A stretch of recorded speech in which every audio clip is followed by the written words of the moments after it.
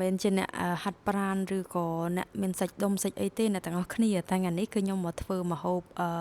ញោមតាយ៉ងចេកតែខ្ញុំប្រើសាច់ទ្រូងមាន់សុទ្ធណាហ្នឹងហើយដូចអ្នកទាំងអស់គ្នាតែងធ្វើញោមតាយ៉ងចេកគឺអ្នកទាំងអស់គ្នាដាក់សាច់ជ្រូក3ជាន់ឬក៏ដាក់កពឹសដាក់អីចឹងណាហើយអ្នកខ្លះក៏គាត់ដាក់សាច់មាន់ដែរតែគាត់ភាគច្រើនគឺគាត់ប្រើមាន់ទាំងមូលមានស្បែកមានខ្លាញ់អីចូលគ្នាចឹងណាហ្នឹងហើយបើខ្ញុំធ្វើគឺខ្ញុំធ្វើបែបលក្ខណៈម្ហូបមានប្រូតេអ៊ីនខ្ពស់ហើយបើរបៀបធ្វើគឺស្រួលងាយដូចអ្នកទាំងអស់គ្នាឃើញហ្នឹងធ្វើទូទៅធម្មតាគ្រាន់តែខ្ញុំដូរដាក់សាច់ទ្រូងមាន់សុទ្ធហ្នឹងហើយបើសម្រាប់គ្រឿងផ្សំគឺដាក់តិចបំផុតអ្នកទាំងអស់គ្នាហើយខ្ញុំញ៉ាំក៏ខ្ញុំញ៉ាំតែទេដែរខ្ញុំអត់មានញ៉ាំមួយបាយទេហើយអត់មានលក្ខណៈវិលមុខខ្យល់ចាប់អីទេអ្នកទាំងអស់គ្នាញ៉ាំហើយគឺស្រួលខ្លួនហើយស្រាលខ្លួនអីចឹងណាហ្នឹង